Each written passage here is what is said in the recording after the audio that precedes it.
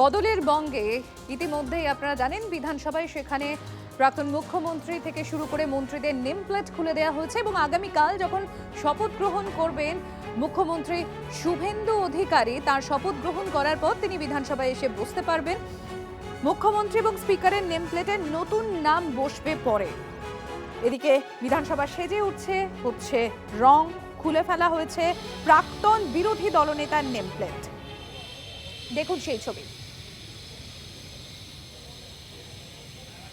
দেখুন নতুন রঙে সেজে উঠেছে বিধানসভা। বদলের এই বঙ্গে বিধানসভায় নতুন রং, আলোর মাধ্যমে সেই রং ফুটিয়ে তোলা হয়েছে বিধানসভার বাইরের দেয়ালে।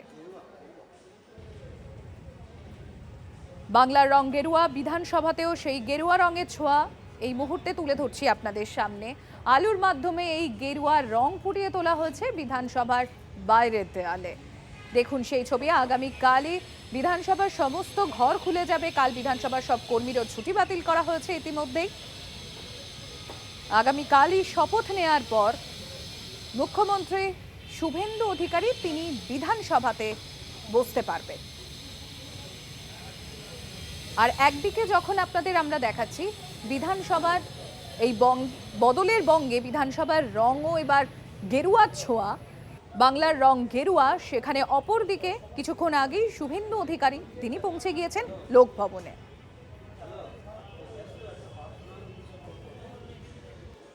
পশ্চিমবঙ্গে নতুন সরকার শপথ নেবে শনিবার, তার আগে সেজে উঠছে বিধানসভা ভবন। এই মুহূর্তে একদিকে যেমন রঙের পোচ লাগানো হচ্ছে বিধানসভার বিভিন্ন গ্রিলগুলোতে, পাশাপাশি আলো দিয়ে সাজানো হয়েছে বিধানসভা ভবন। তবে এক্ষেত্রে আরেকটু গুরুত্বপূর্ণ সংযোজন বা যে সম্ভাবনাটা উঠে আসছে যে নতুন সরকারের সচিবালয় এই বিধানসভা চত্বরেই প্ল্যাটিনাম জুবিলি স্মারক ভবন, যে ভবনটি তৈরি করা হয়েছিল, সেই ভবনেই হতে পারে নতুন সরকারের সচিবালয়। সেই কারণে সাজো সাজো রব গোটা বিধানসভা ভবন জুড়ে। ক্যামেরায় মাখন পাত্রের সঙ্গে সৌরভ গুহ, TV9 বাংলা, কলকাতা। এদিকে এক দশকেরও বেশি সময় পরে রাইটার্স বিল্ডিংয়ে মানে মহাকরণে ফিরতে চলেছে রাজ্য সচিবালয়। একেবারে যুদ্ধকালীন তৎপরতায় সেখানে কাজ চলছে, সংস্কারের কাজ। নতুন করে আশায় বুক বাঁধছেন সেখানে ক্যান্টিনের কর্মীরা। রাইটার্সের ভিতরে ক্যান্টিন রয়েছে, আপনারা জানেন, স্টল রয়েছে, সেখানকার মালিকরা নতুন করে আশায় বুক বাঁধছেন। আবারও সুদিন ফিরতে চলেছে, এই আশায় ক্যান্টিনগুলোকেও নতুন করে সাজিয়ে তোলা হচ্ছে। আপনাদেরকে দেখাচ্ছি মহাকরণের ছবি, রাইটার্স বিল্ডিং এর ছবি। মমতা বন্দ্যোপাধ্যায় 2011 সালে 20শে মে শপথ গ্রহণের পর মাত্র কয়েকদিন এখানে বসেছিলেন, তারপরেই সোজা গঙ্গা ওপারে নবান্নে নিয়ে যাওয়া হয় রাজ্য প্রশাসনের সদর দপ্তর। আবারও সেই মহাকরণেই ফিরে আসতে চলেছে রাজ্য প্রশাসনের সচিবালয়, রাজ্য প্রশাসনের সদর দপ্তর। ম্যাডাম আসার পরে তো এখানে হোটেল থেকে সবই তো চলে গেল, ডিপার্টমেন্টও চলে গেল, আমাদের ব্যবসা বাণিজ্য তো খুবই খারাপ হয়ে গেল। এবার ডিপার্টমেন্ট না থাকলে, লোকজন না থাকলে কি করে ব্যবসা চলবে বলুন। এবার আবার মোটামুটি চারিদিকে একটু সাজো সাজো রব, আবার সবাই মিলে আবার একসঙ্গে কাজ করব। অনেক ছেলেকে ছেড়ে দিতে হয়েছিল, কাজকর্ম নেই, তাদেরকে তো মাইনে দিতে হবে, তা স্বাভাবিক হবে। এখন যেহেতু এই ক্যান্টিনটা চলছে, একমাত্র লালবাজারের পুলিশ দাদারা আসে, যেরকম ঝড় আসলে চারিদিকে যেরকম ভেঙে চুরে তছনছ হয়ে যায়, আবার ঝড় শেষ হয়ে গেলে আবার নতুন করে যেরকম প্রজন্ম শুরু হয়, এখন আমরা সেই নতুন প্রজন্মর দিকে এগোচ্ছি। একটু পাল্টাতে হবে, একটু সাজানো গোছানো, এবং আমাদেরকে এতদিন আমাদের কোনো রং ফং হয়নি, এখন রং ফং করে দেবে হয়তো সরকার, আমাদের ভালো জায়গায় নিয়ে যাবে আশা করছি। তার জন্যই আমরা সবাই আনন্দিত। সময়টা নেহাত কম নয়। দীর্ঘ প্রায় 15 বছর ধরে রাইটার্স বিল্ডিংয়ের ভেতরে থাকা যে সমস্ত ক্যান্টিন রয়েছে, সেখানকার কর্মী থেকে মালিক সকলের মুখেই কিন্তু এখন চওড়া হাসি। 2011-র আগে পর্যন্ত এই রাইটার্স বিল্ডিংয়ে যেখানে মন্ত্রী আমলা থেকে শুরু করে কর্মীদের ভিড়ে ঠাসা থাকতো, সেই রাইটার্স বিল্ডিং কিন্তু 2011-র পর নবান্নে চলে যাওয়ায় সচিবালয় এখানকার যে সমস্ত দপ্তর সেই সমস্ত দপ্তর এমনকি কর্মী মন্ত্রী সবাই এখান থেকে চলে যাওয়ার ফলে একেবারে শূন্য হয়ে পড়েছিল এই রাইটার্স বিল্ডিং। আর তার ফলে এখানকার যে সমস্ত ক্যান্টিনগুলো রয়েছে সেই সমস্ত ক্যান্টিনের যারা মালিক বা কর্মীরা রয়েছেন তাদের সেই ক্যান্টিন রয়েছে অনেক কর্মী কমিয়ে দিতে হয়েছে। যে ভিড় হতো এখানে সেই ভিড় একেবারে তলানিতে গিয়ে ঠেকেছিল।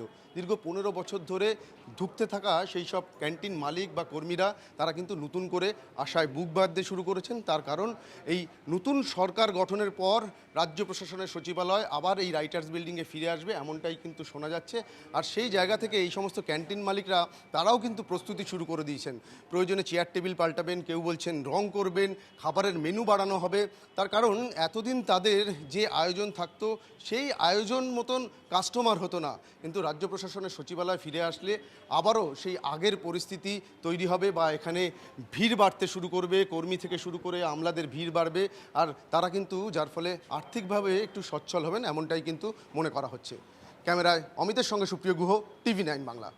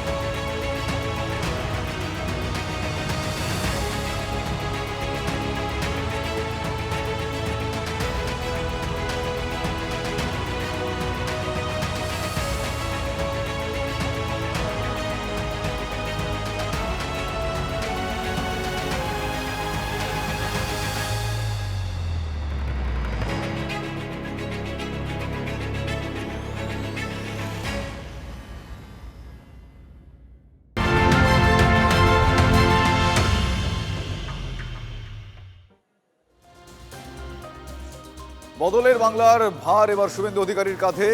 লোকভবনে পশ্চিমবঙ্গের নবম মুখ্যমন্ত্রী শুভেন্দু অধিকারী সরকার গঠনের দাবিপত্র নিয়ে লোকভবনে শুভেন্দু অধিকারী। দীক্ষা ভুঁইয়া আমার সহকর্মী রয়েছেন সেখানে। দীক্ষা, এই মুহূর্তে ছবিটা কিরকম? দেখো, এই মুহূর্তে আমরা প্রথমেই দেখেছিলাম যে প্রথমে লকেট চট্টোপাধ্যায় ঢুকলেন, দিলীপ ঘোষ ঢুকলেন এবং তারপরে বিধানসভার যে পরিষদীয় নেতা বা মুখ্যমন্ত্রী হিসেবে যাকে সমস্ত বিধায়করা মনোনীত বেছে নিয়েছে শুভেন্দু অধিকারী অর্থাৎ হবু যিনি মুখ্যমন্ত্রী আগামীকাল বিজেপির প্রধান মুখ্যমন্ত্রী হিসেবে শপথ নেবেন। শুভেন্দু অধিকারী ঢুকলেন এবং পরবর্তী ক্ষেত্রে একে একে শ্রমিক ভট্টাচার্য, তাপস রায় থেকে সকলেই ঢুকেছেন। এবং আমরা জানি বিধানসভা ভোটে সাধারণত যে দল জয়লাভ করে থাকে তার প্রধান জোটের নেতাকে মুখ্যমন্ত্রী পদে বা পরিষদীয় নেতা হিসেবে ঘোষণা করা হয় এবং সমস্ত বিধায়করা তাতে একটা সম্মতি দেন। এক্ষেত্রে আজকে দেখা গিয়েছিল যে অমিত শাহ সমস্ত দীক্ষা।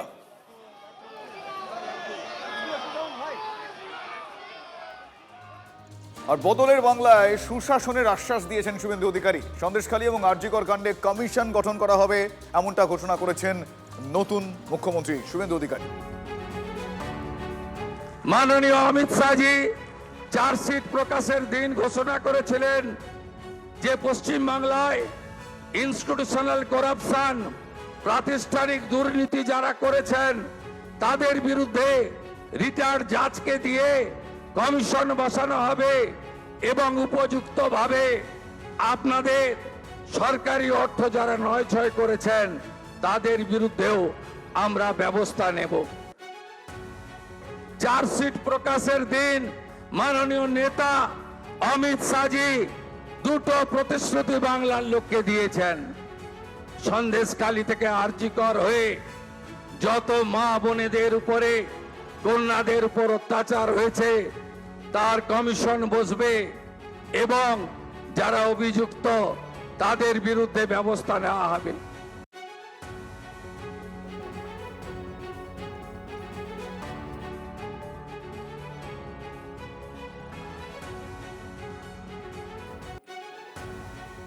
এদিকে ক্ষমতা হারিয়ে শিষ্টাচারও বোধহয় ভুলে গেছে তৃণমূল কংগ্রেস।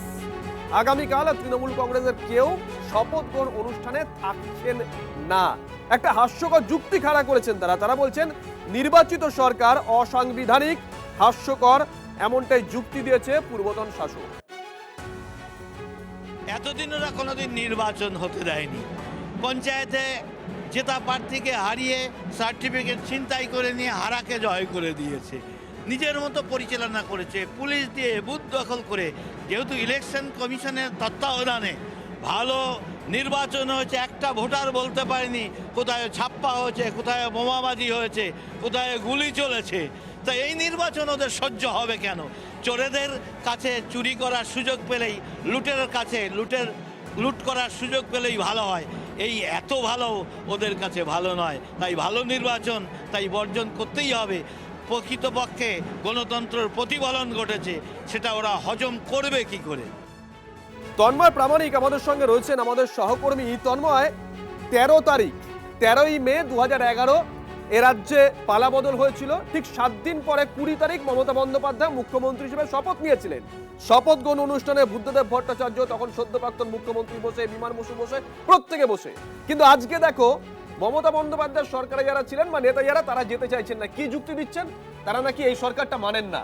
জগন্নাথ বাবু যে কথাটা বললেন সত্যিই তো এমন তো আমরা দেখেছি, নির্বাচিত ভোটকে পুরসভা হোক, জেলা পরিষদ হোক, এই তৃণমূল কংগ্রেস ফেলে দিয়েছিল। দেখো, একেবারেই সৌজন্যের প্রশ্ন। যখন সরকারের ক্ষমতায় এলো 2011 সালের 20 মে শপথ গ্রহণ হয়ে গেল, সেই দিন সবচেয়ে যে দৃশ্য রাজ্যবাসীর নজর কেড়েছিল সেটা হচ্ছে 2011-র 13ই মে বুদ্ধ ভট্টাচার্যের রিজিগনেশন দিতে, পদত্যাগপত্র জমা দিতে ঢুকে যাওয়া রাজভবনের সেই ছবি। এবং তার ঠিক 7 দিন পর তুমি যেটা বলছো, 20 মে শপথ গ্রহণ অনুষ্ঠানে, ঠিক শপথ গ্রহণের কিছুক্ষণ আগেই বামফ্রন্টের নেতৃবৃন্দ ঢুকছেন। সেখানে সদ্য বিদায়ী মুখ্যমন্ত্রী যিনি প্রাক্তন হয়েছেন বুদ্ধদেব ভট্টাচার্য, বিমান বসু, অসীম দাশগুপ্ত, সেই নেতৃত্ব ঢুকছেন একেবারে সাদা পাঞ্জাবি ধুতি পরিহিত। তারা বসছেন গিয়ে সামনে, নমস্কার করছেন। এটাই তো রাজনীতিতে হওয়া উচিত। সেই সৌজন্য দেখিয়েছিলেন বামেরা। কিন্তু তার আগে যখন এ রাজ্যে আন্দোলন চলছিল, কিংবা তার আগের কোনো সময় এ রাজ্যের বিরোধী নেত্রী, তিনি সাংসদ ছিলেন, যখন কেন্দ্রীয় মন্ত্রী ছিলেন, বিভিন্ন বিষয়ে রাজ্যের উন্নয়নের জন্য তৎকালীন রাজ্য সরকার মানে বামফ্রন্ট সরকার বারবার তাকে ডাকলেও তিনি কোনোদিন সেই সৌজন্য দেখাননি, এই অভিযোগ ছিল। বিদায়ী মুখ্যমন্ত্রী হিসেবে তো তিনি প্রোটোকল অনুসারেই আমন্ত্রণ পাবেন, রাজভবন থেকেও আমন্ত্রণ পাবেন। আমরাও চাইবো উনি আসুন, কেন আসবেন? বিদায়ী মুখ্যমন্ত্রী হিসেবে তো তিনি প্রোটোকল অনুসারেই আমন্ত্রণ পাবেন, রাজভবন থেকেও আমন্ত্রণ পাবেন। আমরাও চাইবো উনি আসুন, কেন আসবেন? সুকান্ত বাবু প্রোটোকলের কথা বলছেন, আর মমতা বন্দ্যোপাধ্যায় সেদিনকে ঠিক কি বলেছিলেন সাংবাদিক বৈঠকে?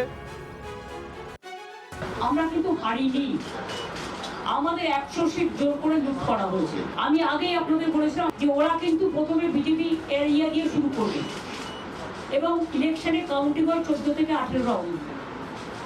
প্রথম 2-3টে রাউন্ড ওরা কিন্তু কাউন্টিং করবে, প্ল্যান করে বিজেপি ওখান থেকে, যাতে ছেলেপেলেদের মোরাল ভেঙে যায়, বিজেপি গুন্ডামি করতে সাহস পায়। আমাদের লড়াইটা বিজেপির সাথে ছিল না, আমাদের লড়তে হয়েছে ভিলেন ইলেকশন কমিশন, যিনি ব্ল্যাক হিস্ট্রি তৈরি করেছেন ইন্ডিয়ান ডেমোক্রেসিতে। তন্ময়ের কাছে আরো একবার যাবো। তন্ময়, এ রাজ্যে শাসক বিরোধী তরজা, রাজনৈতিক তরজা বহু পুরনো ইতিহাস রয়েছে, আমরা সেদিকে যাচ্ছি না। কিন্তু আজকে বারবার তৃণমূল কংগ্রেস বলছে যে এই নির্বাচন মানি না, এটা সাংবিধানিক, ভোট লুট করা হয়েছে। আর তৃণমূলের বিরুদ্ধে 15 বছরে তো জনপ্রতিনিধি লুট করার অভিযোগ উঠেছে, নির্বাচিত ভোট ফেলে দেওয়ার অভিযোগ উঠেছে দল ভাঙিয়ে। দেখো, দল ভাঙিয়ে সেখানে যেটা অভিযোগ বারবার উঠেছিল, এখন তৃণমূলের নেতৃত্ব বলছেন, যারা এখনো তৃণমূলের রয়েছেন, বিভিন্ন পদে বা বিধায়ক রয়েছেন, তারাই বলছেন, বা যারা সদ্য বিধায়ক তারাই বলছেন দল কিভাবে টাকা দিয়ে, লোভ দেখিয়ে অন্য দল থেকে ভাঙিয়ে আনার চেষ্টা, না হলে মিথ্যে মামলা দিয়ে অ্যারেস্ট করিয়ে তাকে দল বদল করতে বাধ্য করা, সেটা পঞ্চায়েত হোক, পঞ্চায়েত সমিতি হোক, সেটা জেলা পরিষদ হোক, সেটা পুরসভা হোক। সর্বত্র শুধু এই দৃশ্যই নয়, এর বাইরে আমরা দেখেছিলাম গর্বে তার বিধায়ককে রাস্তায় দাঁড় করিয়ে রাখতে, পরে তাকে দলে যোগ দিতে বাধ্য করা হয়েছিল। হলদিয়ার বিধায়ককে বাধ্য করা হয়েছিল মিথ্যে মামলা দিয়ে। লালগোলার বিধায়ককে বাধ্য করা হয়েছিল মিথ্যে মামলায় 2014 সালে 15 সালে দলে যোগ দিতে। এই ছবিটা আমরা দেখাচ্ছি, যে ছবিটার কথা তুমি বলছিলে, স্টিল ছবি, ছবিটা একবার দেখুন, বড় করে পিসিআর দেখাচ্ছে। মমতা বন্দ্যোপাধ্যায় 20 মে 2011 শুক্রবার দিন শপথ গ্রহণ করেছেন। ঠিক তার সেই মুহূর্তে ছবি, সদ্য প্রাক্তন মুখ্যমন্ত্রী বুদ্ধদেব ভট্টাচার্য, বামফ্রন্ট চেয়ারম্যান বিমান বসু, সদ্য প্রাক্তন অর্থমন্ত্রী, মন্ত্রিসভার কার্যত নাম্বার 2, তারা বসে রয়েছেন। এই হচ্ছে শিষ্টাচার, বাংলা সেদিনকে দেখেছিল।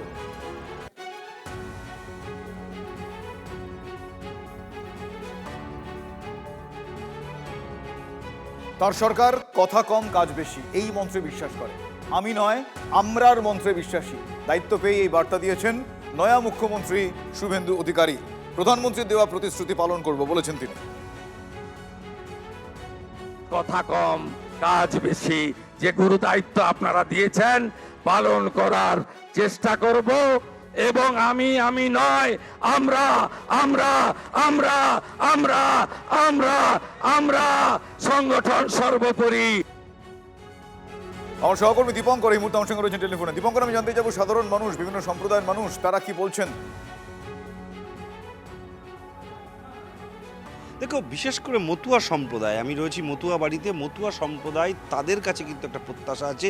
এই বাড়ি থেকে তুমি জানো যে দুজন বিধায়ক আছেন, সুব্রত ঠাকুর, সোমা ঠাকুর। স্বাভাবিকভাবে তাদের মধ্যে একটা প্রত্যাশা, এখান থেকে কেউ একজন মন্ত্রিসভাতে যেতে পারেন। মতুয়াদের সঙ্গে একবার কথা বলার চেষ্টা করি, আপনাদের কি প্রত্যাশা?